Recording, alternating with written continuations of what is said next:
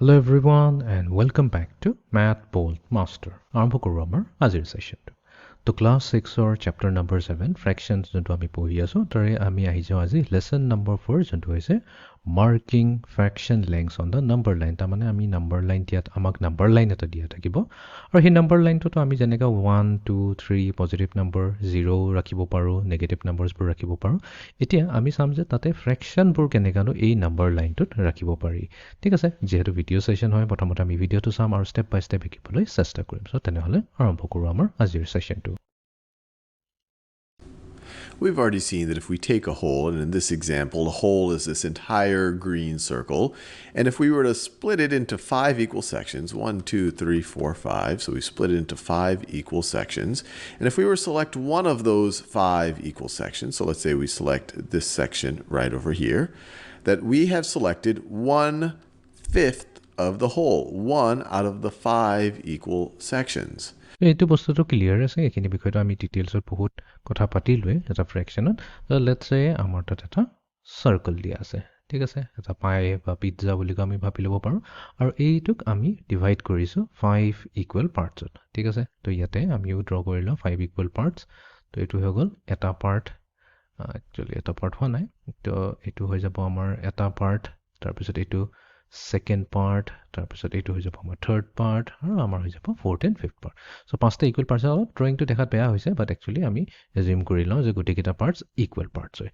তাৰ এটা যদি আমি এটা পাৰ্ট যদি সিলেক্ট কৰি লওঁ তেটো সেইটোৱে হৈ যাব আমাৰ, যিহেতু টোটেল আছে 5 ইকুৱেল পাৰ্টছ, তো ডিনমিনেটৰত 5 লিখিলো আৰু কেইটা সিলেক্ট হৈছে, এটা সিলেক্ট হৈছে, তো 1 out of 5। তো এইটোৱে হৈ গ'ল আমাৰ ফ্ৰেকশন 1/5 বা 1 out of 5 বা 1/5 বা 1/5 যিয়ে কওঁ, তো একেই হয় কথাটো।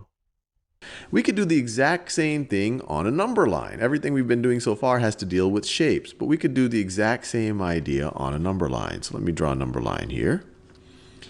So let me draw it pretty big so we get a sense of things. So go all the way to there. And let's say that this is 0, this is 1, and this is 2. And of course, we could keep going if we had more space to 3, 4, and on and on and on. তো আমি কি কৰিম, এই ফ্ৰেকশনটো বুজিবৰ কাৰণে আমি এটা number line use কৰিম। তো আমি এটা দীঘল নাম্বাৰ লাইন লৈছো। তো লেটস সে এইটো ষ্টাৰ্টিংটো আমি 0 পৰা কৰিছো, ঠিক আছে। তাৰপিছত আমি কি কৰিম, এটা ডিষ্টেন্স এটা লওঁ আৰু সেইটো লেটস সে এইখিনি মানত লওঁ আৰু এইটোক আমি 1 বুলি কওঁ। এতিয়া 0 পৰা 1ৰ মাজত যিমান ডিষ্টেন্স হ'ব সেম ডিষ্টেন্সতে আমি আৰু অলপ আগবাঢ়ি যাম আৰু সেইটোক 2 বুলি কওঁ। আৰু ঠিক তেনেকৈ এইটো আগবাঢ়ি গৈ থাকিব, যিহেতু আমি ইয়াতে এৰো সাইনটো এটাৰে লগাইছো, তো এইটো মানে কি হয়, এইটো আমাৰ এটা হৈছে, ঠিক আছে। তো এইটো একচুয়ালি ৰে নহয়, বিকজ আমাৰ এইফালেও থাকিব এৰো, ডাবল সাইডেড এৰো হৈ গ'ল। তো এইটো আমাৰ এটা লাইন হয় যেটো গৈ থাকিব, তাৰমানে 2ৰ পিছত 3 আহিব, 4 আহিব, বাট আমি এইখিনিৰে ইজিলি বুজিবলৈ পাৰিম। What I want to do, instead of taking a circle and dividing it into 5 equal sections, I want to take the section of our number line between 0 and 1 and divide it into 5 equal sections.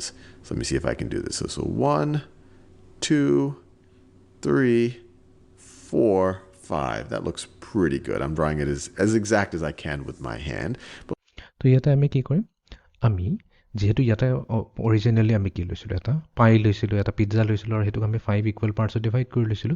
বাট এইবাৰ আমি কি কৰিম, এবাৰ number লাইনত এই বস্তুটো কৰিব চেষ্টা কৰিম। তো আমি 0 আৰু 1ৰ মাজত কি কৰিম, 5টা ডিভিজন ল'ম। সো লেটস সে এইটো এটা first division, second division, third আৰু 4, আৰু এতিয়া আমি দেখা পাইছো ইয়াতে কেইটা পাই গৈছো, 1 2 3 4 5, 5টা ইকুৱেল পাৰ্টছ পাই গৈছো। সেম আইডিয়াটো আমি কি কৰিম, এই নাম্বাৰ লাইনত বুজিবলৈ চেষ্টা কৰিছো।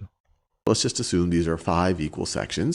So what would happen, what would you think would be a good label for this number right over here? Well, it's the exact same idea. Between 0 and 1, I've traveled 1 out of the 5 equal sections towards 1. And actually, let me make it a little bit neater than that. Make the equal sections look a little bit better. 1. আমাৰ এটা next কথাটো হৈছে, এতিয়া আমি labelling কৰিব লাগিব। Labelling কৰা মানে কি, আমি এটা নাম দিব লাগিব। যেনেকৈ এই ডেশটো যোনটো আছে, এই ডেশৰ তলত আমি 0 লিখিছো আৰু এইটোত 1 লিখিছো, তাৰ মিনিংটো এইটো হৈ গ'ল যে 0ৰ পৰা আৰম্ভ হৈছে আৰু এইটো 1 আছে। এই গোটেইখিনি হৈছে ডিষ্টেন্স বিটুইন 0 and 1। এতিয়া আমি তাৰপিছত কি কৰিলো, ইয়াতেতো আমি 4টা ডিভিজন এনেকা দি লাইন দি পেলাই আমি কেইটা পালো, 5টা ইকুৱেল পাৰ্টছ পালো। এইটো এটা পাৰ্ট, এইটো এটা পাৰ্ট, এনেকৈ 5টা ইকুৱেল পাৰ্টছ পাইছো। কথাটো আহি যায়, এই ফাৰ্ষ্ট পৰ্চনটো এই যোনটো ডেশ লাইনটো দিছো, ইয়াৰ লেবেলিং কৰিব লাগিব, ইয়াৰ নামটো কি হ'ব। তো এইটো ভেৰি চিম্পল হয়। তো আমি এইটো বস্তু এনেকাও চাব পাৰো যে 0ৰ পৰা 1লৈকে টোটেল কিমান আছে টোটেল এইটো হোল বুলি ক'লো গোটেই হোলটো হৈ গ'ল আৰু এই গোটেই হোলটোক আমি কি কৰিছোঁ 5 ইকুৱেল পাৰ্টছত আমি ডিভাইড কৰিছোঁ 5 ইকুৱেল পাৰ্টছ এইটো চালেই হয় এইটো আমি গমেই পাইছোঁ এইখিনিৰ পৰা এইখিনিলৈ এটা ইকুৱেল পাৰ্ট এইখিনিৰ পৰা এইখিনিলৈ ইকুৱেল এইখিনিৰ পৰা এইখিনিলৈ ইকুৱেল এনেকৈ 5টা ইকুৱেল পাৰ্টছ বনাইছোঁ 1, 2, 3, 4, 5. And what we're thinking about is this. What should we call this number here? This number is clearly between 0 and 1. It's clearly closer to 0. And we've gone 1 out of the 5 equal sections towards 1. Well, it makes complete sense that, well, look, we had 5 equal sections here. 5 equal sections here. And we've traveled one of them towards 1. So we should call this number right over here 1/5. So তো exactly same আইডিয়াটোৱে হ'ব তো আমি এইটো কেনেকৈ কৈ চাম যে 0ৰ পৰা 1 যাবলৈ কাৰণে আমি কিমান এনেকৈ কৈ চাওঁ প্ৰথমতে ইমানখিনি গ'লোঁ 1 ইউনিট গ'লোঁ তাৰপিছত 2 ইউনিট 3 ইউনিট 4 ইউনিট 5 ইউনিট বা এনেকৈ 1 2 3 4 এনেকৈ 5টা পাৰ্ট আমি কভাৰ কৰি পেলাই 1 পালোহি বাট এইখিনিৰ পৰা এইখিনিলৈ যাওঁ আমিতো এটা পাৰ্টে আহিলোঁ চ' টোটেল আমি কেইটা আছে আমাৰ টোটেল 5টা ইকুৱেল পাৰ্ট আছে 5টা পৰা এইখিনিৰ পৰা এইখিনিলৈ আহিবলৈ কাৰণে আমি কি বাছ এটাই ওৱান ইউনিট ডিষ্টেঞ্চ ট্ৰেভেল কৰিছোঁ তো এইখিনি আমি 1/5 বুলিকৈ ক'ব পাৰোঁ ঠিক তেনেকৈ এইখিনিৰ পৰা এইখিনিলৈ যদি আহোঁ প্ৰথমতে এইখিনিলৈ আহিলোঁ তাৰপিছত আকৌ এবাৰ এইখিনিৰ পৰা এইখিনিলৈ আহিলোঁ তো আমি কি ক'ব পাৰিম টোটেল আমাৰ 5 পাৰ্ট আছে 5 ইকুৱেল পাৰ্টছ আছে আৰু আমি এইখিনিৰ পৰা এইখিনিলৈ আহিবলৈ কাৰণে কিমান ট্ৰেভেল কৰিলোঁ 2টা পাৰ্ট ট্ৰেভেল কৰিলোঁ ঠিক তেনেকৈ এইটো হৈ যাব আমাৰ 3/5 এইটো হৈ যাব আমাৰ 4/5 এই পাৰ্টটো তেতিয়া কি হৈ যাব যিহেতু আমি এনেকৈ 5বাৰ আমি ট্ৰেভেল কৰিলোঁ 5টা ইকুৱেল পাৰ্ট ট্ৰেভেল কৰিলোঁ এইটো 5/5 হয় আৰু আমি এইটো অলৰেডি কথা পাতি থৈছোঁ 5/5 যেতিয়া হয় সেইটোৰ আন এটা নাম কি হৈ গৈছে হোল হৈ যায় তো 5/5 কওঁ বা এইটো হোল বুলি কওঁ এইটো জেগাত আমাৰ হোল হৈ যাব 1 ঠিক আছে when we're talking about a fraction, 1/5, it's not just talking about, hey, what part of a pizza pie have I eaten or something like that. This is actually a number. This is a number, and we can actually plot it on the number line. Now you might say, okay, well, that's fair about 1/5, but what about all these other slashes? What numbers would we call that? Well, we can make the same, it's the exact same idea. If up here, instead of shading in 1 out of the 5 equal sections, if I shaded in 2 of the 5 equal sections, then I wouldn't say this is 1/5 anymore. I would say that this is 2/5.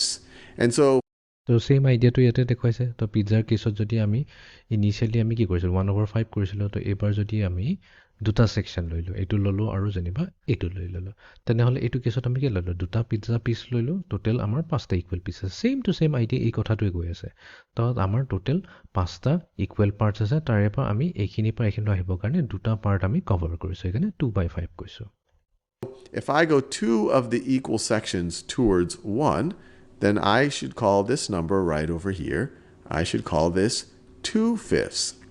And I could keep going. This right over here should be 3/5.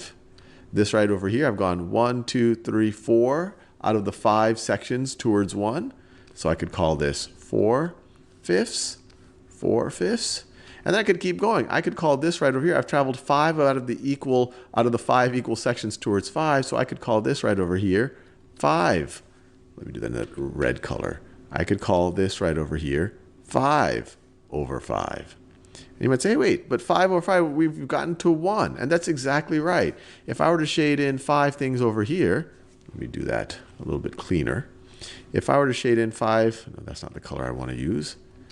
ইয়াতে আমি কি কৰিছোঁ লাষ্টত যেতিয়া 5/5 আহি যাওঁ সেইটোতো exactly কি হৈ গ'ল অলৰেডি 2টা ছিলেক্ট আছিলে আমি আৰু এটা ছিলেক্ট কৰিলোঁ এইটো হৈ গ'ল 3/5 আৰু এটা ছিলেক্ট কৰিম সেইটো হৈ যাব আমাৰ 4/5 আৰু এইটো পিচটো যদি আমি ছিলেক্ট কৰোঁ সেইটোৱে হৈ যাব আমাৰ 5/5 বাট 5/5 ছিলেক্ট কৰি দিয়াৰ মিনিংটো কি গ'ল আমিতো একচুৱেলি গোটেই পিজ্জাটোকেই ছিলেক্ট কৰি ল'লোঁ ৰাইট গোটেই পিজ্জাটোৱে ছিলেক্ট কৰিলোঁ সেইকাৰণে 5/5 কওঁ বা 5/5 এইটো নিলিখি পেলাই আমি শ্বৰ্ট ফৰ্মত 1 বুলি কৈ লিখোঁ কথাটো একেই হৈ যায় এইটো আমাৰ হৈ যাব 1 হোল হৈ যাব তেতিয়া If I were to shade in 5 things over here, we've already seen that shading in 5 things, so if this is, let me make this a little bit neater. If this is now 5/5 or 5/5, we've already seen that this is a whole. And over here, if we've traveled 5/5 of the way towards 1, we've gotten to the whole 1. 5/5 is the exact same thing. 5/5 is the exact same thing as 1. It is equal to a whole.